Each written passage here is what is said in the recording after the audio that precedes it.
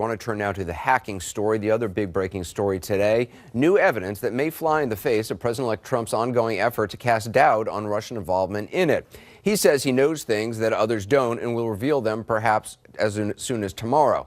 Today, though, U.S. intelligence officials did some revealing themselves, saying they've now got another big clue that points to the Kremlin. CNN Justice correspondent Pamela Brown, working the story, joins us now. What is this clue, Pamela, that you're learning about? Well, these are newly identified digital footprints that is bolstering the view in the U.S. intelligence community that Moscow is the culprit. According to U.S. intelligence officials we've been speaking with, analysts were able to trace the election hack to specific keyboards with Cyrillic text, an alphabet used by the Russians. And they believe these keyboards were used to make the malware code used in the hacks. This is just one piece in the puzzle, though, leading the U.S. intelligence community to believe that Russia is the culprit. As one official said, the intelligence in Russia is so high value, high quality. That is part of why they are so confident Russia is to blame compared to other cyber hacks we've seen involving more secretive regimes like North Korea. Anderson? So how were investigators actually able to trace the keyboards allegedly used in the hacks?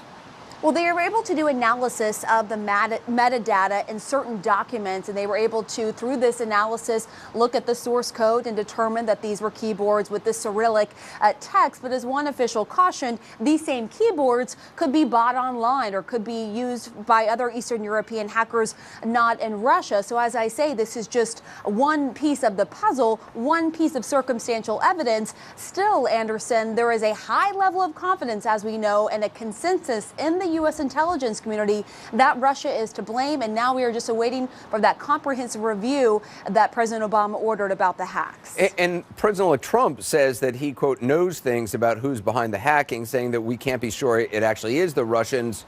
Could it be someone else? I mean, as you said, these, computer keyboards could have been bought by anybody. Well, but that was one piece of evidence out of lots of evidence and digital footprints that intelligence analysts were able to gather through the course of this investigation. Now, cyber hacks are rarely a slam dunk definitive in terms of attribution, determining who it is. But as I pointed out, the intelligence is high quality when it comes to Russia. And so that is why you're seeing this consensus and why the FBI and DHS came out last week, Anderson, pointing the finger at Russia and laying out why it believes that. It's unclear exactly what President-elect Trump was talking about. Of course, he does know more than most of us because he has received some classified intelligence briefings. He also pointed out that he's skeptical because of the failed intelligence leading up to the Iraq War. What will be interesting to see, though, is whether his conclusion or his view changes once he receives the specific intelligence briefing on the Russian hack that he's supposed to be given by leaders in the intelligence community around the time that comprehensive review is completed. We'll have to wait and see what happens. Anderson? All right, Pam Brown. Pam, thanks. And again, President-elect Trump said he has got evidence of his own. Details to come shortly. I had a chance to ask Trump transition senior advisor Keyyanne Conway about all of that in tonight's breaking news. We spoke just before airtime. Keyyanne, over the weekend, President-elect Trump said that the hacking, quote, could be someone else. Who do you think he thinks it could be? Because CNN is reporting tonight that U.S. intelligence officials have identified digital fingerprint, is what they're calling it, which point directly to the Russian government. Well, the president-elect receives intelligence briefings that you and I are not privy to, Anderson. Additionally, he just is noting that there are unnamed sources, people talking to the press instead of attending House Intelligence Committee briefings where they've been invited. And but the president-elect has agreed to receive an intelligence briefing here at the Trump Tower this week. And we expect that the top intelligence officials in our country, Anderson, will be here to provide that briefing. At the same time, I mean, we're all just wondering why, when President Obama earlier in this year said to Vladimir Putin, quote, knock it off, he didn't come out more strongly. Did he think Hillary Clinton would win the election? And so knock it off, which is what I tell my dogs when they're fighting over a bone, would be sufficient. I mean, why not? Was that a diplomatic response or was it a political response now? And so we do have questions, but he will receive this briefing. Things are not completely clear to us here. And then he will speak accordingly. He's got 8 years probably to be president. President Obama has 18 days left.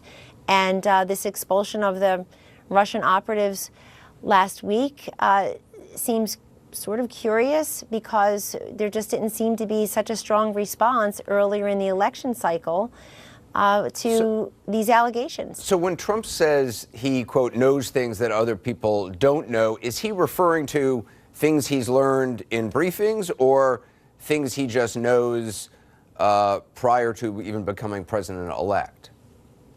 Well, every president of the United States, and in this case, imminent president of the United States, Donald Trump, ought to know many things that the rest of us do not know. And that is to what he is referring. That will include the briefing that he'll receive this week at Trump Tower from our top intelligence officials. Do you expect that Tuesday or Wednesday? Yes, it looks that way right now, Anderson. And what we do know, or what I can say, is that we don't believe that intelligence efforts should interfere into politics, certainly, but we also don't believe that politics should interfere with our intelligence. And I can't help but think that many people who are still talking about this are disappointed, if not embarrassed, by the content of those hacked emails at the DNC. The Hillary team, her senior team, was pretty disparaging of her and her lack of judgment. She can't find her voice. 84 different slogans being tested. We had one. But even people who weren't supporting Hillary Clinton would understandably be concerned about, you know, any foreign entity hacking into anybody's emails here, whether it was the Sony hacks, would believe to have been done by North Korea. I mean, it's not necessarily all political. Well, Anderson, what you just described, we share your view. In other words, of course we are concerned about a foreign government hacking into our information. But you and I are agreeing on a principle. We're not agreeing on an actual set of facts. I would tell you another set of facts that we all know that didn't seem to get much more than a shrug and a slap on the wrist from President Obama at the time, and that was the 2015 hack of 1 million former, I guess, and current government employees at the Office of Personnel Management. We know that that information was hacked. There was no public punishment of the magnitude that we experienced as a nation last week with these Russian operatives, and people are left wondering, why is that different? I saw one Democrat on, I think, an intelligence committee, I think it was Schiff, saying, and I don't want to misquote him, but saying that the difference between, though, is that China hadn't actually weaponized those. In his opinion, Russia had weaponized the hacks in order to, and used them against, in that case, the DNC. I'm not saying that to me true. is a very poor that's excuse. That's their I'm sorry, Anderson.